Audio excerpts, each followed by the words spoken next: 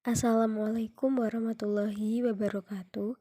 Perkenalkan, nama saya Enda Sunarsih dari kelas 11 MIPA 4 nomor absen 15. Di sini saya akan menjelaskan materi tentang sistem koloid. Untuk pembahasan materi sistem koloid kali ini yaitu meliputi 1. Perbedaan koloid dengan larutan dan suspensi. 2. Jenis-jenis koloid dan contohnya. 3. Sifat-sifat koloid dan contohnya. 4. Cara pembuatan koloid. Sebelum saya menjelaskan materi yang tadi saya sampaikan, apa sih itu koloid? Koloid yaitu campuran antara larutan dan suspensi, yang artinya koloid bukanlah larutan namun juga bukan suspensi. Agar kalian tidak bingung mengenai larutan, koloid, dan suspensi, maka saya akan menjelaskan perbedaan ketiga-ketiganya. Perbedaan yang pertama yaitu dispersi. Untuk larutan, dispersinya yaitu molekuler, sedangkan untuk koloid yaitu dispersinya koloid, serta untuk suspensi, dispersinya yaitu dispersi kasar. Perbedaan yang kedua yaitu ukuran partikel. Untuk larutan sendiri, ukuran partikelnya kurang dari 10 pangkat min 7 cm, sedangkan untuk koloid ukurannya di antara 10 pangkat min 7 hingga 10 pangkat min 5 cm, serta untuk suspensi ukuran partikelnya yaitu lebih dari 10 pangkat min 5 cm. Perbedaan yang ketiga yaitu kestabilan. Untuk larutan sendiri yaitu stabil, sedangkan untuk koloid sama juga stabil, serta untuk suspensi yaitu tidak stabil. Perbedaan yang keempat yaitu kenampakan pada ultramikroskop. Untuk larutan sendiri, partikelnya tampak pada ultramikroskop, sedangkan untuk koloid, partikelnya tampak oleh mata dan dapat dilihat dengan mikroskop, serta untuk suspensi sama dengan koloid yaitu partikelnya tampak oleh mata dan dapat dilihat dengan mikroskop. Perbedaan yang kelima yaitu sifat campuran. Untuk larutan sendiri sifat campurannya yaitu homogen, sedangkan untuk koloid sifat campurannya yaitu homogen, tetapi dengan mikroskop ultra tampak heterogen. Serta untuk suspensi sifat campurannya yaitu heterogen. Perbedaan yang keenam yaitu kejernihan. Untuk larutan sendiri yaitu jernih, sedangkan untuk koloid tidak jernih, serta untuk suspensi yaitu tidak jernih. Perbedaan yang ketujuh yaitu jumlah fase. Untuk larutan sendiri jumlah fasenya yaitu 1 fase, sedangkan untuk koloid jumlah fasenya yaitu 2 fase, serta untuk suspensi jumlah fasenya yaitu 2 fase.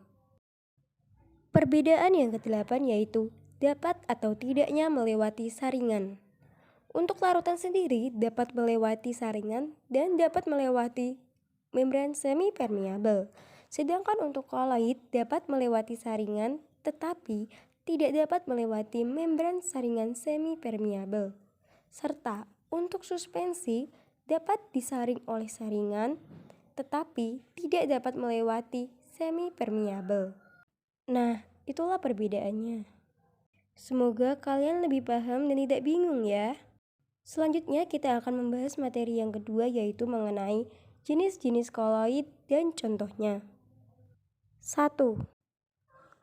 Jika diketahui medium pendispersinya gas, dapat dipastikan jenis koloidnya yaitu aerosol. Karena aerosol mempunyai dua jenis yaitu aerosol dan aerosol padat, untuk membedakannya kita lihat fase terdispersinya. Nah, diketahui medium pendispersinya gas, sedangkan fase terdispersinya cair, maka jenis koloidnya yaitu aerosol. Contohnya yaitu kabut dan awan. 2. Jika diketahui fase terdispersinya sama-sama gas, maka dapat dipastikan jenis koloidnya yaitu buih atau busa. Jenis koloid buih atau busa ini terdiri dari dua yaitu buih dan busa padat. Untuk membedakan keduanya, kita lihat medium pendispersinya. Jika diketahui fase terdispersinya gas sedangkan medium pendispersinya cair, maka jenis koloidnya yaitu buih. Contohnya yaitu busa sabun dan krim. Jika diketahui fase terdispersinya gas sedangkan medium pendispersinya padat, maka jenis koloidnya yaitu busa padat. Contohnya yaitu styrofoam dan batu apung. Nah, yang ketiga yaitu apabila fase terdispersinya sama-sama cair, maka dipastikan jenis koloidnya yaitu emulsi. Emulsi ini terdiri dari dua yaitu emulsi dan emulsi padat. Untuk membedakan keduanya, kita lihat medium pendispersinya. Jika diketahui fase terdispersinya cair, sedangkan medium pendispersinya cair, maka jenis koloidnya yaitu emulsi. Contohnya yaitu susu dan mayonaise. Jika diketahui fase terdispersinya cair, sedangkan medium pendispersinya padat, maka jenis koloidnya yaitu emulsi padat. Contohnya yaitu mentega, keju, dan jelly. Jika diketahui fase terdispersinya sama-sama padat, maka dipastikan jenis koloidnya yaitu sol. Jenis koloid sol ini terdiri dari dua yaitu sol dan sol padat. Untuk membedakan keduanya, kita lihat medium pendispersinya. Jika diketahui fase terdispersinya padat, sedangkan medium pendispersinya cair, maka jenis koloidnya yaitu sol. Contohnya yaitu cat dan tanah liat. Jika diketahui fase terdispersinya padat, sedangkan medium pendispersinya padat, maka jenis koloidnya yaitu sol padat. Contohnya yaitu kaca berwarna dan alloy. Selanjutnya kita akan membahas materi yang ketiga yaitu mengenai sifat-sifat koloid dan contohnya. Untuk sifat-sifat koloid sendiri ada 7. Yang pertama yaitu efek Tyndall. Efek Tyndall yaitu peristiwa penghamburan cahaya oleh partikel koloid. Contoh efek Tyndall dalam kehidupan sehari-hari adalah warna air susu yang keruh dan penghamburan sinar sorot lampu mobil ketika udara berkabut. Yang kedua yaitu gerak Brown. Gerak Brown adalah gerak acak partikel koloid dalam medium pendispersi. Contohnya adalah gerakan partikel pada sistem koloid susu. Yang ketiga adalah elektroforesis. Elektroforesis adalah pergerakan partikel koloid di bawah pengaruh medan listrik. Contohnya yaitu identifikasi DNA, identifikasi kelainan genetik, dan proses penyaringan debu pabrik. Yang keempat yaitu absorpsi. Absorpsi adalah proses penyerapan partikel bermuatan ke permukaan partikel koloid. Contohnya yaitu pemutihan gula tebu, pembuatan obat norit, dan penjernihan air. Yang kelima yaitu koagulasi atau penggumpalan.